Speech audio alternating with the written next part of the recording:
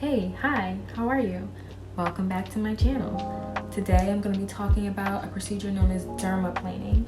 I'm going to talk about exactly what it is, the pros and cons, whether or not it's safe, some of the myths and misconceptions, and if you do choose to do it, I'm going to be telling you some tricks and tips on how to do it for yourself at home. So stay tuned. Take a moment to unwind, fix yourself and realign yourself with the world, baby.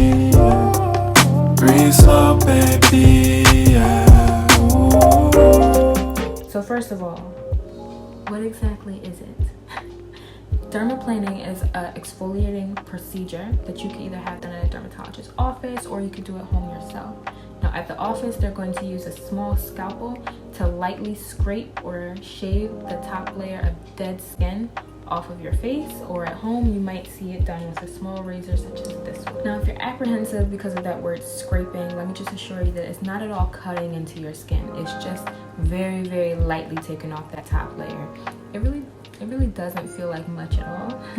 If you've ever shaved your peach fuzz, it feels a lot like that. And speaking of shaving, this is definitely a little bit more than just shaving, because you're taking I don't want to call it a blade because I don't want to scare anybody, but you're taking the razor to your whole face as opposed to just the peach fuzz area. So you're able to get rid of the dead skin along with the hair, which is a nice bonus. Now, as far as whether or not dermatologists recommend it for you specifically, I am not one, so go talk to one of them if you want to have it done professionally. However, if you're doing it at home and you want to know whether or not this is a procedure for you, here's some things you might want to look out for. The first thing you might want to consider when you're thinking about doing this procedure for yourself is whether or not you have active acne.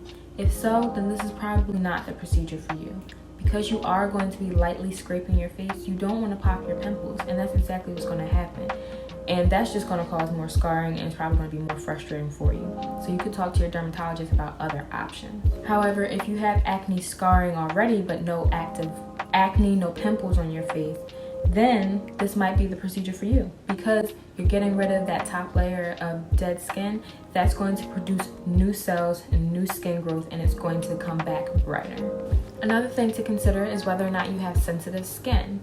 If you have sensitive skin, you might want to be careful, because this procedure can cause redness and you don't want to irritate your skin any more than necessary. I don't necessarily have the most sensitive skin, but it does cause a little bit of redness. It doesn't come with irritation for my skin, but it might for yours. So you want to talk to your dermatologist first before you choose to do this if you have sensitive skin. One way to prevent that possible redness and irritation is by using aloe vera gel. This stuff is amazing. And not only is it going to act as kind of like a shaving cream, but it's going to soothe and hydrate your skin at the same time. Okay, yeah, that's great, Paris. Now I know a little bit more about dermaplaning, but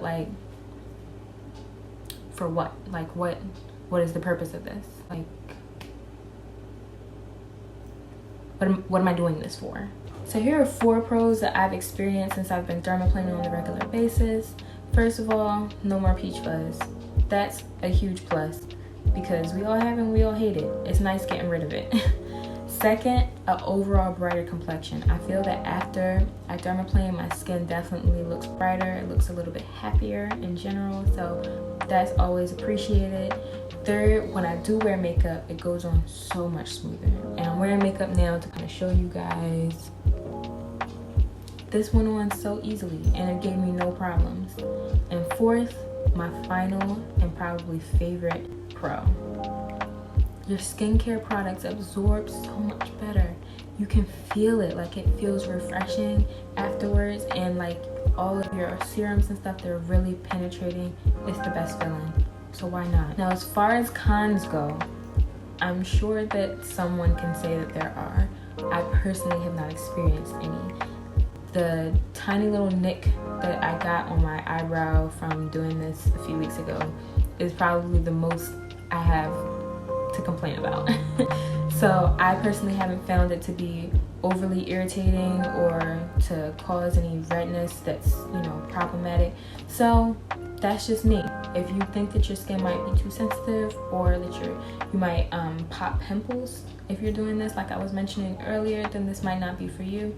But I really don't have any cons to report. So that is basically it, y'all. Those are all of my tips, all of my pros and cons, all of my myths debunked. Am I missing anything? I don't think so. If I left something out, if you have any more questions, please leave them below or contact me on my Instagram. And I will see you guys next time. Thanks for watching.